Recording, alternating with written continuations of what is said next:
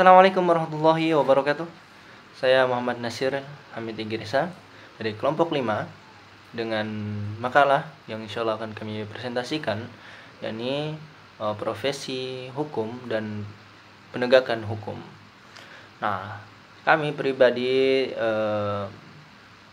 berjumlah 3 orang, di mana ada saya sendiri Muhammad Nasir Igirisa, ketua kelompoknya, kemudian ada Miftahul Huda, dan kemudian ada Khairul Anwar. Nah, insya Allah kami akan mempresentasikan daripada apa yang sudah kami kerjakan, yang mengenai tentang profesi hukum dan penegakan hukum.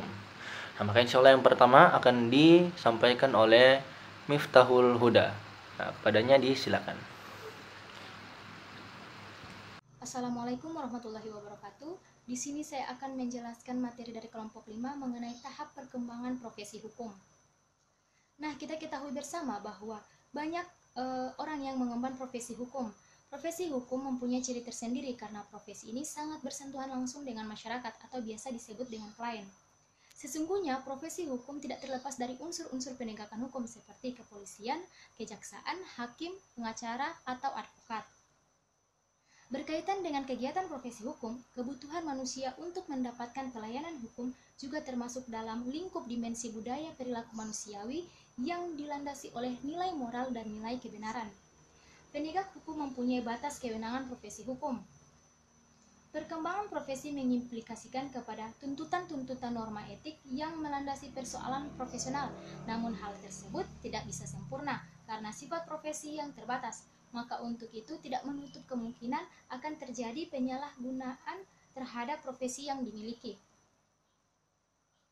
Profesi hukum sebenarnya tergantung dari pribadi sendiri, karena mereka secara pribadi mempunyai tanggung jawab penuh atas mutu pelayanan profesinya, dan harus secara mandiri mampu memenuhi kebutuhan warga masyarakat atau diabadikan untuk kepentingan umum yang memerlukan pelayanan dalam bidang hukum. Untuk itu, tentunya memerlukan keahlian yang berkeilmuan serta dapat dipercaya. Nah, berikut tahap-tahap perkembangan hukum. Yang pertama, kode etik organisasi. Dimaksudkan untuk melindungi anggotanya, untuk menghadapi persaingan yang tidak jujur, dan untuk mengembangkan profesi yang sesuai dengan cita-cita masyarakat. Maksudnya, kode etik disusun oleh organisasi profesi, sehingga masing-masing profesi memiliki kode etik tersendiri. Misalnya, kode etik dalam kedokteran, kode etik hakim, kode etik pengacara. Nah, selanjutnya hubungan antar anggota profesi hukum adalah suatu yang dianggap paling penting. Sopan santun atau saling menghargai harus dijaga dengan baik di antara anggota yang satu dengan yang lainnya dalam profesi yang sama. Kemudian, dengan kode etik semua anggota berada dalam satu ikatan yang kuat. Ini dimaksud supaya tidak ada campur tangan dari pihak lain dan untuk melindungi profesi terhadap pemberlakuan hukum yang dirasakan tidak adil. Agar praktek perkembangan profesi dapat sesuai dengan cita-cita, para anggota harus memiliki kualitas pendidikan yang memadai. Selanjutnya, tahap di mana orang memandang penting adanya hubungan sebuah profesi dengan pelayanan yang memang dibutuhkan oleh masyarakat hukum. Nah, dalam perkembangannya, profesi hukum selalu mendapat sorotan. Mengapa menjadi sorotan? Karena menurunnya profesionalisme aparatur hukum dalam penegakan hukum yang berkeadilan. Nah, dalam penegakan hukum banyak persoalan-persoalan yang dihadapi oleh aparatur hukum, yakni kualitas pengetahuan dalam bidang ilmu hukum berkurang, terjadinya penyalahgunaan profesi, kecenderungan profesi menjadi kegiatan bisnis, serta kurangnya kesadaran dan kepedulian sosial. Nah, oleh sebab itu, profesi hukum perlu ditata kembali dan ditingkatkan mutu dan kesejahteraannya dengan meningkatkan kualitas profesionalisme masing-masing profesi. Di samping itu juga diperlukan program pendidikan dan pelatihan terpadu yang dapat terus-menerus membina sikap mental, meningkatkan pengetahuan dan kemampuan profesional aparatur hukum tersebut. Karena itu profesi hukum sebagai profesi yang mulia harus didasarkan pada sebuah kejujuran, kebenaran, dan kepekaan untuk segala permasalahan sosial yang ada. Bukan saja hukum harus diterapkan, melainkan juga keadilan harus ditegakkan. Oleh sebab itu, etika merupakan salah satu solusi dalam penyelenggaraan penegakan hukum untuk terwujudnya keadilan yang harus selalu diupayakan oleh para pengemban profesi hukum. Terima kasih. Nah, demikian yang disampaikan oleh Miftahul Huda. Nah, insya Allah materi selanjutnya akan disampaikan oleh Khairul Anwar. Nah, kepadanya kami silakan. Assalamualaikum warahmatullahi wabarakatuh. Alhamdulillah, terima kasih atas kesempatannya. Yang pertama-tama saya ucapkan alhamdulillah, dan teman-teman moga-moga teman-teman ibadah puasanya lancar dan dimudahkan oleh Allah Subhanahu wa taala untuk menjalankan ibadah-ibadah lain. Oke, alhamdulillah saya diamanahkan untuk membuat sebuah video yang berisikan tentang materi dari profesi hukum dan penegakan hukum. Jadi saya bagian B yang dimanahkan yaitu judul subnya yaitu menjadi penyelenggara hukum yang baik. Bagaimana teman-teman menjadi penyelenggara hukum yang baik? Perlu sebagai profesi hukum kita membutuhkan yaitu datangnya atau hadirnya sarjana-sarjana muda atau praktisi hukum yang memiliki kualitas yang memadai. Yang pertama yaitu sikap kemanusiaan. Jadi praktisi yang punya sikap kemanusiaan yaitu tidak hanya menggunakan hukum secara formal belaka. Yang kedua, sikap keadilan, yaitu yang berorientasi pada nilai-nilai kemanusiaan.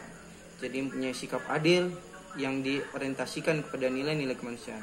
Yang ketiga, mampu melihat dan menempatkan nilai-nilai objektif dalam suatu perkara yang ditangani. Yang keempat, sikap kejujuran. Jadi sebuah praktisi atau sarjana-sarjana yang akan menjadi profesi hukum itu punya sikap jujur. Itu teman-teman. Baik, yang ketiga diralat, yaitu yang C, profesi hukum dan manajemen hukum. Jadi ada hubungannya teman-teman. Jadi bila tidak terencana ataupun teratur, maka bisa saja dalam pelaksanaan hukum akan tidak sempurna. Hingga seorang profesi hukum itu harus memiliki manajemen atau pengaturan atau sistem yang tepat dalam proses menegakkan hukum. Dan dalam manajemen hukum itu perlu ada beberapa poin yang harus kita ketahui dan harus kita terapkan teman-teman. Yang pertama, persiapan atau training khusus. Jadi persiapan kita harus matang dan memiliki training khusus. Yang kedua, merujuk pada keanggotaan yang permanen, tegas, berada di keanggotaan yang lain. Jadi memiliki ketegasan itu pada sikap yang permanen dan ketegasan itu dalam keanggotaan yang lain juga. Yang ketiga atau yang C, aseptibilitas sebagai motif pelayanan. Oke. Lanjut, ketika kita memiliki manajemen hukum yang baik, maka tentunya baik profesi kita juga akan baik. Dengan manajemen yang baik, citra profesi kita akan baik.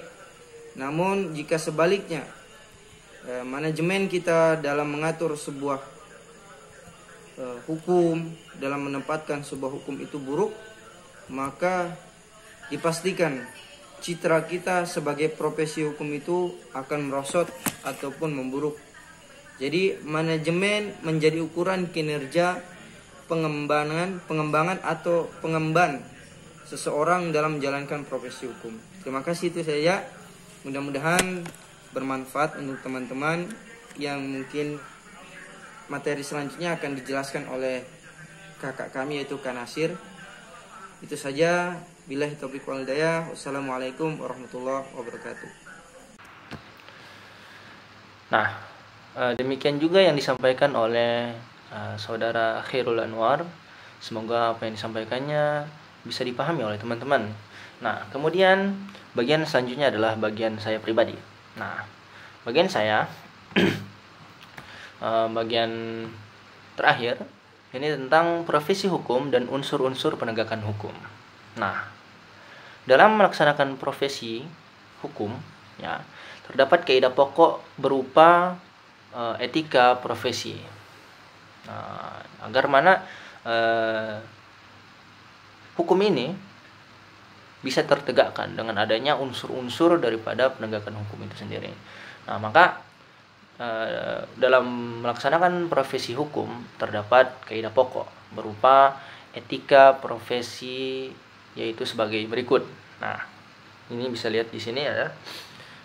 Ada profesi A, profesi harus dipandang sebagai pelayanan dan oleh karena itu sifat tanpa pamrih menjadi ciri khas dalam mengembangkan profesi. Kemudian pelayanan profesional dalam mendahulukan kepentingan pencari keadilan mengacu pada nilai-nilai luhur. Kemudian pengembangan profesi harus selalu berorientasi pada masyarakat. Ya, pengembangan profesi harus selalu berorientasi pada masyarakat sebagai keseluruhan. Dan kemudian persaingan dalam pelayanan berlangsung secara sehat sehingga dapat menjamin mutu dan meningkatkan mutu pengembangan profesi hukum ya. Oke. Maka kemudian dalam penegakan hukum itu dilakukan dengan penindakan hukum ya sebagaimana menurut urutan berikut ini ya. Kita bisa melihat kalau macam dalam penegakan hukum, pertama harusnya kita itu memberikan teguran, peringatan supaya menghentikan pelanggaran dan jangan berbuat lagi. Dalam arti di sini adalah percobaan.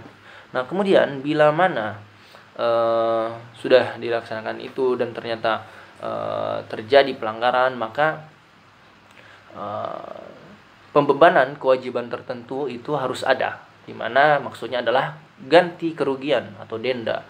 Karena dalam pelanggaran tersebut itu sudah merugikan orang yang lain. Nah, sehingga orang yang dirugikan mestilah diganti daripada apa yang menjadi kerugian daripada dia atau didenda dia. Ya. Kemudian dari negara mungkin ya. Kemudian ada penyisihan atau pengucilan. Dalam arti di sini pencabutan hak-hak tertentu. Bisa jadi seperti dia di penjara, bisa jadi lain-lain ya. Tapi bukan ya. Maksudnya penyisihan atau pengucilan itu dalam arti dia tidak tidak dianggap begitu. Kemudian terakhir itu pengenaan sanksi badan, bisa berupa pidana penjara atau bahkan pidana mati. Nah, kalau sudah menjadi pengembangan profesi hukum, maka statusnya sebagai profesional hukum wajib bertanggung jawab. Yang artinya kesediaan dia melakukan dengan sebaik mungkin tugas apa yang termasuk lingkup profesinya. Nah, bertindak secara profesional tanpa membedakan perkara bayaran dan perkara cuma-cuma atau prodeo. Nah, kesediaan memberikan laporan pertanggungjawaban atas pelaksanaan kewajibannya itu juga harus ada pada dirinya. Sehingga dengan yang sudah kami jelaskan tadi, maka insya Allah penegakan hukum itu akan ada insya Allah. Dalam arti pada hakikatnya, pada intinya, dia sebagai pengemban profesi hukum itu merasa bertanggung jawab akan profesinya. Maka kalau sudah ada rasa tanggung jawab situ, maka sebagaimana yang materi saya terakhir yang profesi hukum dan unsur-unsur penegakan hukum, maka sebagai profesi hukum, sebagai misal seorang hakim atau yang lain-lain, baik pengacara atau yang lain-lain, polisi apa begitu kan, yang penegak hukum, maka unsur-unsur untuk menegakkan hukum tersebut yang paling inti di situ adalah bertanggung jawab.